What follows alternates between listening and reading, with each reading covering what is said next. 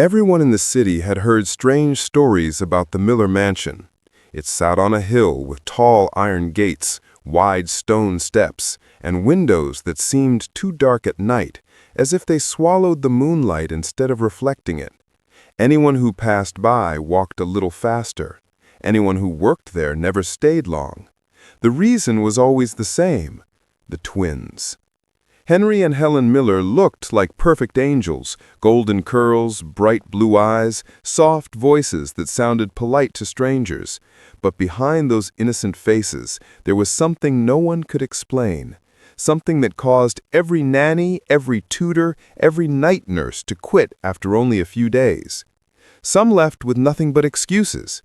Others left shaking so hard they couldn't even drive. One nanny had run out barefoot, leaving her shoes inside the mansion. Another had quit at midnight, refusing to step back inside even to collect her pay. So when Mrs. Miller announced she had hired a new maid named Clara, the rest of the staff exchanged uneasy glances. They were kind people, and they did not want Clara to suffer the same fate. But no one dared to warn her directly. The Millers paid well, too well. Those who spoke too much risked losing their jobs. Clara arrived on a cloudy Monday morning, stepping out of a small taxi with one suitcase and a calm expression. She was a black woman in her mid-30s, with steady eyes and a quiet strength in the way she walked. She didn't scare easily. Life had already thrown worse things at her. When the butler opened the door for her, he hesitated before greeting her. "You must be Clara. Welcome to the Miller home. Mrs. Miller is expecting you." Clara nodded politely and followed him down the long hallway. Her footsteps echoed on the polished floor, and she noticed how cold the air felt inside the mansion. Not chilly, cold, like the kind that crawled under your skin. Mrs. Miller greeted her warmly, almost desperately, as if hoping Clara might finally be the answer to a problem she could never speak aloud. "We're very grateful you're here. My children can be spirited, but I'm sure you'll manage." Clara smiled gently. "Children are children. I've worked with many." Mrs. Miller's smile flickered at the edges, but she said nothing more. Later that evening, as Clara carried fresh linens up the staircase, she passed a hallway lined with tall portraits. Each face looked stern, almost angry, as if judging her for walking there. She tried to ignore the feeling of their eyes following her. That was when she first heard it. Her name, whispered softly. "Clara." She froze. The sound came from the end of the hallway, where a door stood slightly open. Through the crack she saw a faint light, small, warm, flickering like candlelight. Clara took one step closer. The door creaked open on its own. Inside were the twins. They stood side by side in their playroom, wearing neat white pajamas. The room was dark, except for a tiny lamp behind them. Their faces were unusually still, too calm for children their age. "Hello, Miss Clara," Helen said. Her voice was sweet, too sweet. Henry tilted his head. "We've been waiting for you." Clara tried to smile, though a cold shiver ran along her spine. "Shouldn't you two be in bed?" "We couldn't sleep," Helen whispered. "We wanted to say good night," Henry added. But their eyes did not show sleepiness. They showed something else, something sharp, watchful. Clara stepped inside the room, meaning to gently guide them back to bed. But the moment she crossed the doorway, the lamp behind the twins flickered violently. Then it went out.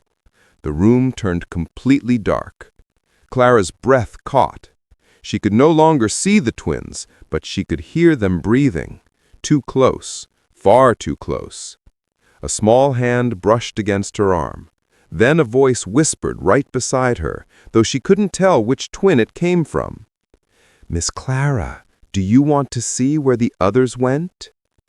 The darkness pressed in around her as the whisper faded, leaving the room silent. Too silent. Unnaturally silent. Clara reached for the wall, trying to find the light switch, but her hand touched only empty air, far more empty than it should have been. The playroom suddenly felt larger, much larger, as if the walls themselves had moved. And then she heard footsteps behind her, slow, soft, not belonging to any child. She turned, but there was someone standing in the doorway now. Someone she had not seen when she first entered the room. Someone who should not be there. Clara's heart pounded as she stared at the figure in the doorway. Moonlight from the hallway revealed only a tall shadow, stretched long and thin against the wall. For one terrifying second, she thought it was a stranger who had broken into the house. But then the lamp flickered back on, and the doorway was empty.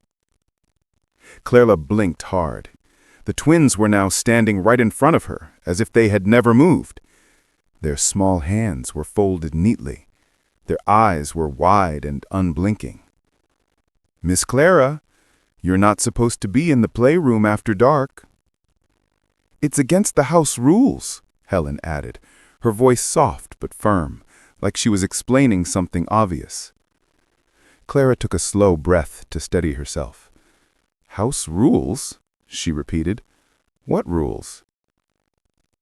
The twins exchanged a look, one of those silent conversations children sometimes have without words. Then they nodded to each other, almost like receiving permission. Helen stepped forward. "Rule 1. Never enter the playroom after dark. Rule 2. Never answer when we whisper your name from the hallway." Helen held up 3 fingers, her expression turning serious. "Rule 3. Never touch the old mirror at the top of the stairs." Clara frowned. "And why shouldn't I do those things?" The twins didn't answer. They just stared at her, their expressions too calm for children. Finally, Henry said, "Because it makes him angry." Clara lowered herself to their level. "Who is him?" But the twins only shook their heads. "You'll understand soon, if you stay." Clara stood again, trying not to show how uneasy she felt. "Well, it's late. You both need to be in bed." This time they followed her without complaint. No smiles, no giggles, no bedtime protests. They walked quietly beside her, their little footsteps soft on the carpet as she led them to their rooms. She tucked them in, turned off their lights, and closed their doors. But the moment she stepped back into the hallway, she froze. There were small, wet footprints on the floor, fresh footprints, leading down the hallway toward the stairs. Clara slowly followed them, each step heavier than the last.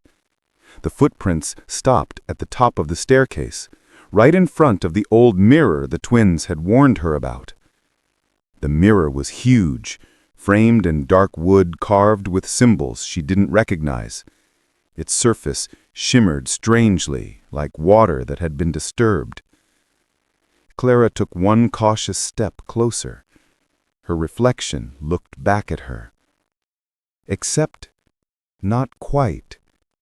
The reflection's face was too still, too stiff, and the eyes, Clara's real eyes were calm, steady, but the reflection's eyes looked almost frightened. She lifted her hand to touch the glass. Her reflection didn't move, not even an inch. Clara gasped and stumbled backward. Behind her, something small brushed her ankle. She spun around. Nothing was there. But when she turned back to the mirror, her reflection was gone. The glass showed only the empty hallway behind her.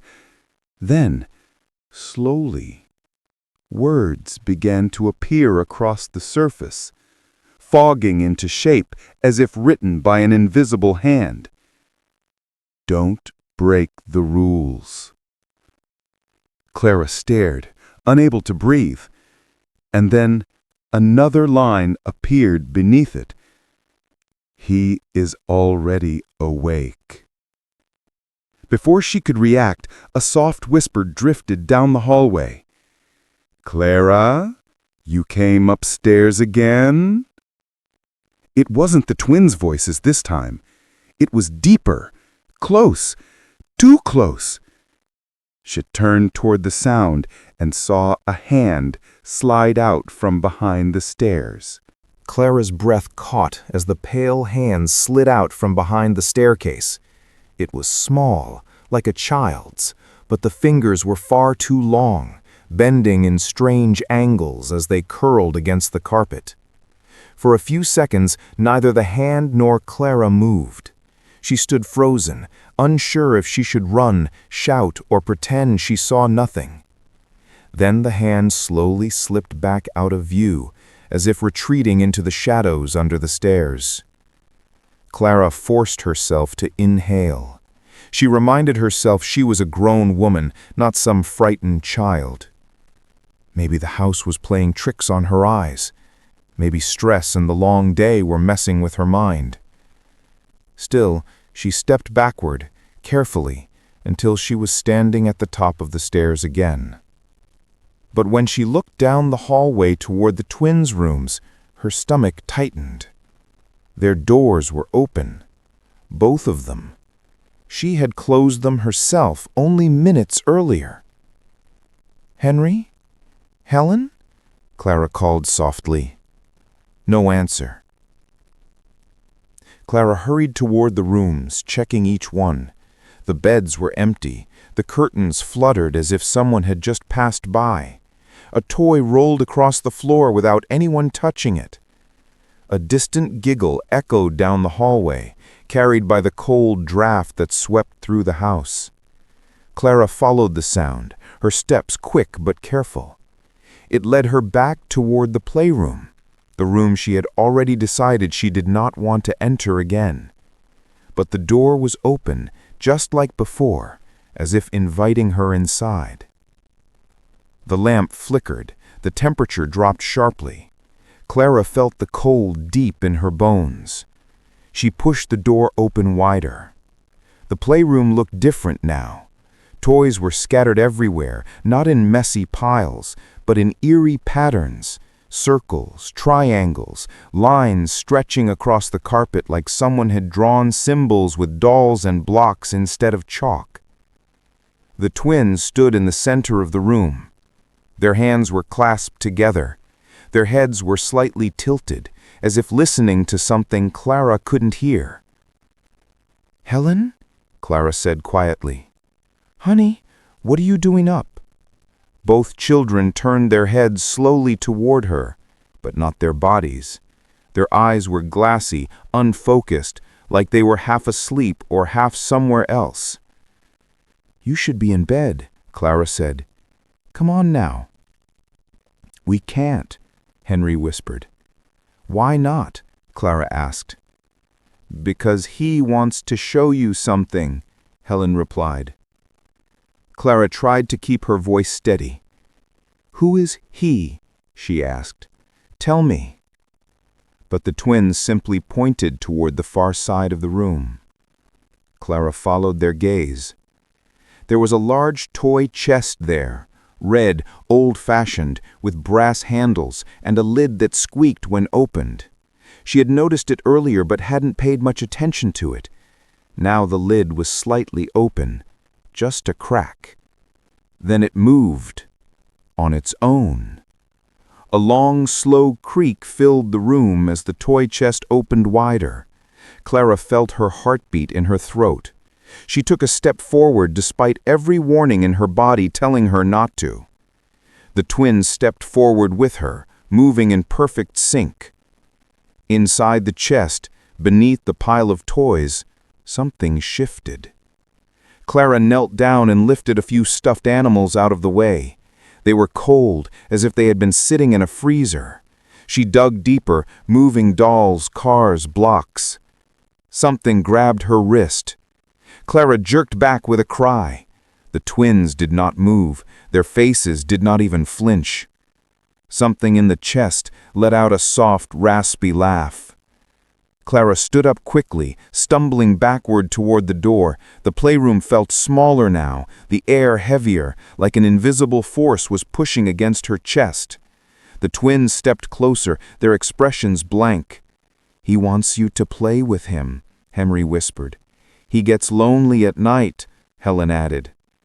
Clara shook her head and backed toward the door. "I'm not playing anything," she said, trying to sound braver than she felt. "We're leaving this room right now." But as she reached for the doorknob, it snapped shut in her face, slamming with such force that dust drifted from the ceiling. Clara lunged for it, twisting the handle, pulling, pushing. It wouldn't move. Behind her, the toy chest rattled violently, the lid slamming up and down like something inside was fighting to get out. The twins turned toward her. Their voices spoke together in a single eerie whisper. "Miss Clara, he's coming out now." Clara pushed harder on the door just as the toy chest burst open behind her. The toy chest exploded open with a violent crack, sending dolls and wooden blocks flying across the room. Clara covered her head as toys hit the walls, the ceiling, and the floor with sharp thuds. The air turned icy, colder than anything she had felt inside a house, cold enough to sting her skin. When the noise stopped, silence fell so heavy, it felt like it had weight. Clara lowered her arms. The toy chest sat open now, completely still. But something was wrong. The bottom of the chest was pitch black, too black. Not the dark color of wood, not the shadow of bad lighting. It looked like a hole, a deep one, as if the chest no longer had a bottom at all. The twins stared into it without blinking. "He's awake," Helen whispered. "He heard you," Henry added. "He heard you try to leave." Clara backed away slowly, her eyes locked on the chest. "There is nothing in there," she said firmly. "It's just a trick." But even she didn't believe that. The blackness inside the chest seemed to pulse, shift, grow. Then a soft sound came from the darkness, a slow scraping, like nails dragging across wood far, far below the surface. Clara felt her heart slam against her ribs. She grabbed the doorknob again, twisting until her wrist ached. Still locked, still sealed shut by something she couldn't see. She slapped her palm against the door and shouted, "Mrs. Miller! Anyone!" No answer. The lights above her flickered. Then one went out. Then another. One by one the bulbs dimmed, until only a faint glow from the hallway seeped through the crack beneath the door. The twins stepped beside Clara, their small shoulders brushing her arms. Their presence should have been comforting, but their stillness made her skin crawl. "You need to see him," Helen said quietly. "He wants you to," Henry agreed. Clara shook her head fast. "No, I don't need to see anything. I need to get you both out of this room." But the twins didn't move. The scraping from the chest grew louder, climbing upward, closer, like something was dragging itself toward the opening. Clara's breath came faster now. She pressed her back against the door, unable to tear her eyes away from the chest. A tiny wooden soldier rolled across the floor on its own, stopping right at Clara's feet. Then the chest jerked. The wood cracked. A long, pale finger pushed upward from the darkness, curling over the edge of the toy chest. Then another finger. Then a third. The hand that rose was not a child's hand. It was too thin, too stretched, the knuckles sharp like broken bones. The skin looked gray-blue, like something that had been underwater for far too long. Clara clamped her hand over her mouth to stop herself from screaming. The twins watched without fear. "He likes you," Helen whispered. "He hasn't liked anyone in years," Henry added. The hand gripped the edge of the chest tightly, and the wood groaned. A second hand appeared beside it. Both hands pushed down hard, as if lifting something heavy upward, something tall, something human-shaped. Clara's legs trembled.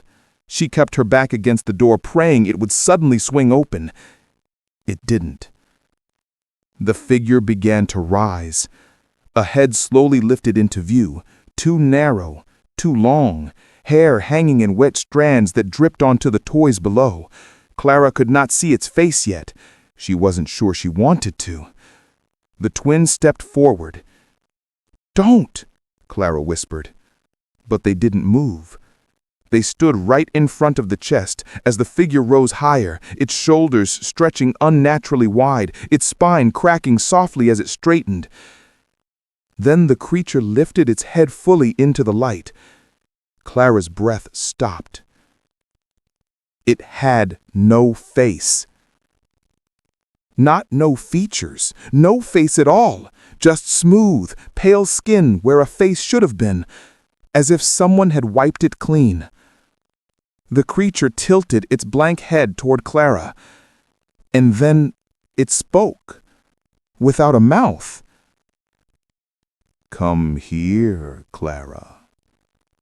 The voice slid across the room like cold water. Clara pressed harder against the door, her fingers digging into the wood. That was when she felt the doorknob turn. From the other side. Slowly. Quietly. Someone or something was unlocking the door. The doorknob turned slowly from the other side, each soft click echoing through the frozen air. Clara pressed herself against the door, as if her weight alone could stop whatever waited outside. Behind her, the faceless creature climbed fully out of the toy chest, its body thin and crooked like a shadow that had learned to walk. The twins stood calmly, watching it like they were used to this, like it wasn't the most terrifying thing in the world. "Don't open that door," Clara whispered, though she knew the thing outside couldn't hear her. Another click. The lock slid. The door cracked open behind her. A cold breeze rushed in from the hallway, brushing against her back. Clara hesitated only a moment before spinning around and yanking the door wide. But no one was there. No person. No shadow. Only the long hallway stretching out, empty and silent. Clara didn't wait. She grabbed both the twins by their wrists and pulled them out of the room. They didn't fight her, but they didn't look scared either. They looked disappointed. "You shouldn't have done that," Henry muttered. "Now he's coming after you," Helen added. Clara didn't care. She dragged them down the hallway, her mind racing. She had broken Rule 1.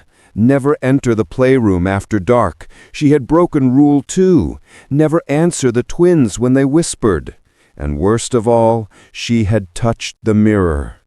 All 3 rules shattered in a single night. They reached the top of the stairs, and Clara finally let go of the twins, taking a breath to steady her shaking hands. "We're going downstairs. We're getting out of this part of the house." But when she stepped forward, the old mirror beside her gave a loud crack. Clara whipped around. A thin fracture split the middle of the glass, running straight through her reflection's face. Her reflection didn't move. Its eyes stared back at her with a look she wasn't making, a look of fear, a look of warning.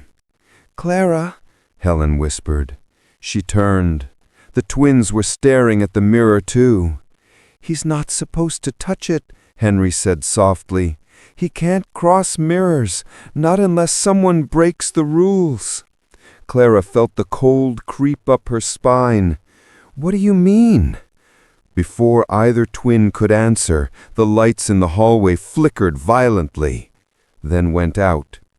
Clara's breath caught in the darkness. She reached for the twins, but her hands met only empty air. "Helen? Henry?" she whispered. No response.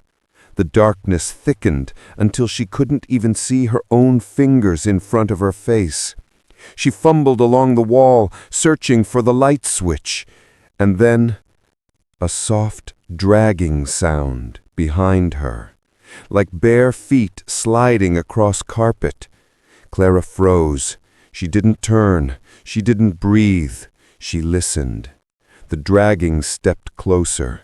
Slow. Wet. Wrong. She forced herself to take one small step forward. A cold hand touched the back of her neck. Clara jumped away with a gasp. The darkness shifted around her, like someone tall was standing right behind her, blocking the faint glow from downstairs. She stumbled toward the staircase, her hands sliding along the banister. But halfway down, something grabbed her ankle, hard. Clara lost her balance and fell forward onto the steps. She twisted around, expecting to see the pale, faceless creature, but what held her ankle was worse. It was her reflection's hand, reaching out of the cracked mirror. Its fingers locked around her ankle, dragging her slowly back toward the glass. "No! No!" Clara cried, kicking wildly. Her reflection didn't blink, didn't breathe. Its mouth moved silently, forming words Clara couldn't hear. Her heel slipped. Her other foot slid toward the mirror. The twins appeared at the end of the hallway, their faces pale in the dark. "Miss Clara, you shouldn't have touched the mirror," Helen whispered. Henry's voice trembled for the first time. "Because now it wants you." The mirror began to pull harder, the glass rippling like water around her foot, just as the faceless creature stepped into the hallway behind her. Clara clawed at the floor, trying to stop herself from being dragged into the mirror. The carpet burned her palms, but she kept pulling, kicking, twisting, anything to free her ankle from the cold grip of her own reflection. The faceless creature stepped closer, its long limbs bending like it had no bones at all. It tilted its blank head slowly, as if studying her struggle with quiet amusement. Clara forced herself not to look at it. She focused on the twins instead. "Help me!" she gasped. The twins stood frozen at the end of the hallway, their small faces pale. "We can't," Helen whispered. "It's the mirror's choice, not ours." Clara's heartbeat roared in her ears. She tried to lift herself, but the mirror pulled harder, the glass swirling like black water around her foot. The reflection's fingers dug into her ankle, too strong, too cold, too real. Then the light suddenly flickered back on. Clara blinked against the brightness, and everything changed. The hallway faded. The walls vanished. The staircase disappeared. Clara was no longer in the Miller house. She was inside the mirror, or at least some place that looked like it. She lay on a reflective floor that felt like glass but rippled like water. Darkness stretched in every direction except for a faint gray mist rising far away.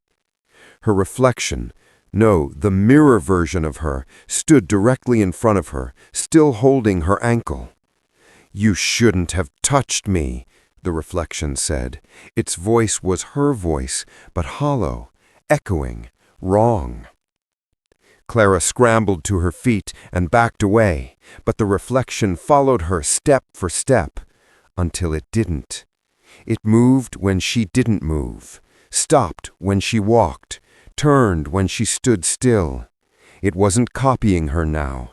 It was acting on its own. "Let me go!" Clara demanded. The reflection tilted its head. "I can't. You came to where the others went." Clara felt cold rush through her chest. "Others?" "The ones before you, the nannies, the tutors, anyone who broke the rules." The reflection's smile spread slowly, unnaturally. "They all came here."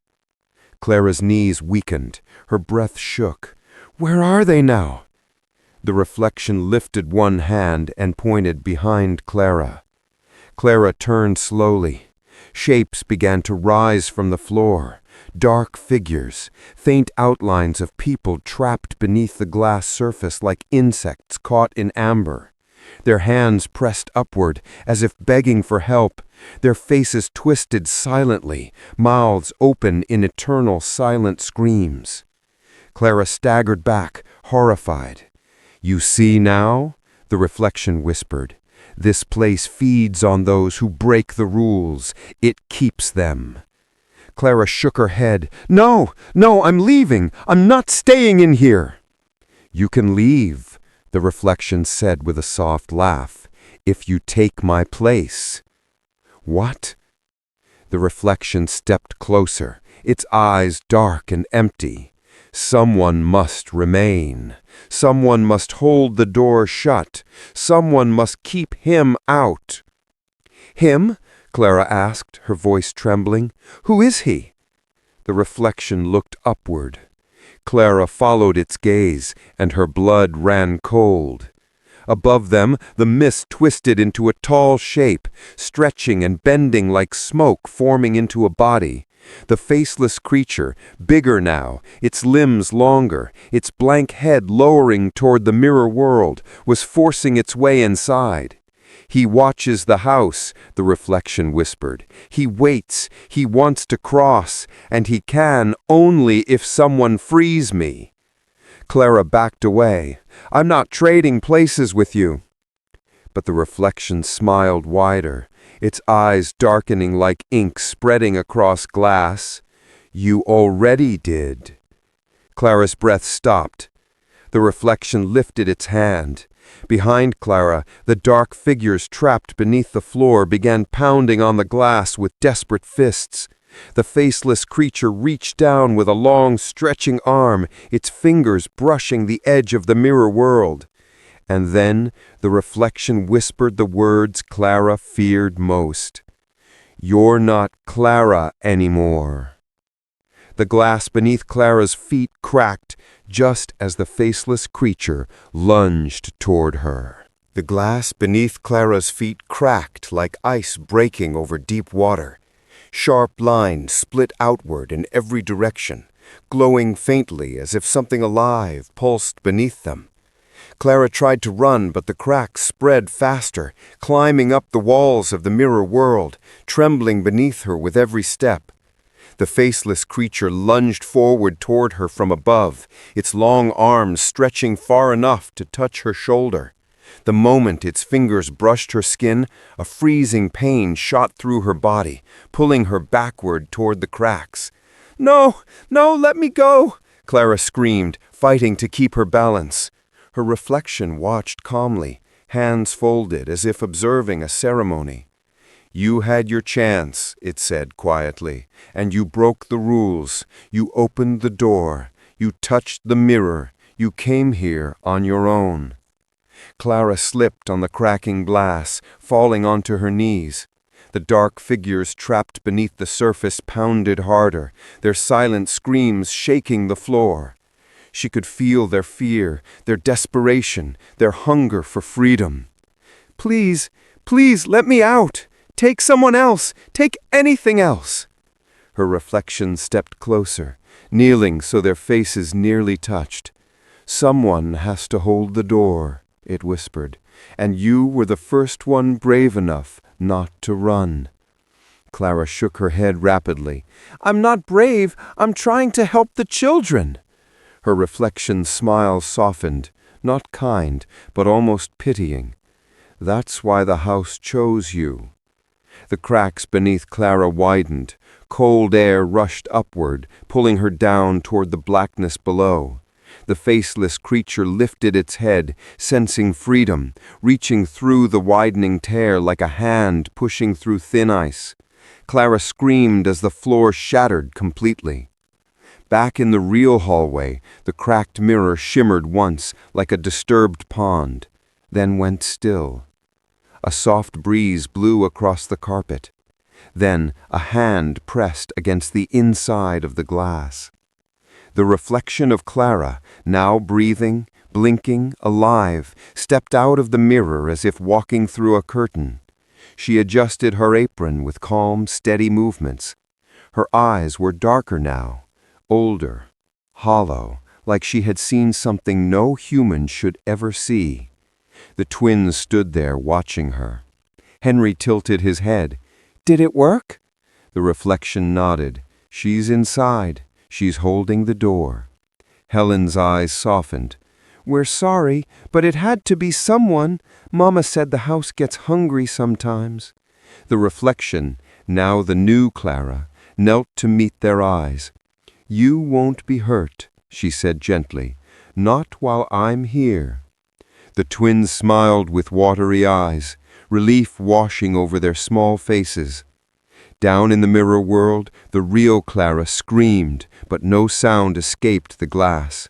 She pounded on the inside surface, her hands striking again and again, but her movements grew weaker as the dark figures swarmed around her, pulling her deeper into the reflection's prison. In the hallway, the new Clara placed her palm gently against the mirror. On the other side, the real Clara placed her hand in the exact same spot. A thin crack formed between their palms, then faded. The mirror sealed. The house grew quiet.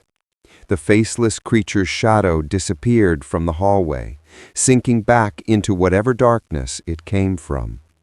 Mrs. Miller rushed out of her room, awakened by all the noise. "Clara! Children! What happened? Are you all right?" The new Clara turned to her and smiled politely. "Yes, ma'am. Everything is fine now." Mrs. Miller sighed of relief and hugged her twins, unaware of the truth standing inches away. The new Clara glanced at the mirror one last time. A faint silhouette still pressed against the other side, weak, fading, helpless, but no one else saw it. "Breakfast at 7?" Mrs. Miller asked. "Yes, ma'am," the new Clara replied, her voice calm and warm. But as she turned toward the staircase, her reflection lagged half a second behind her, moving on its own, smiling on its own. A quiet reminder that the real Clara was gone forever, and the house had chosen a new guardian, a new jailer, a new prisoner, all in one.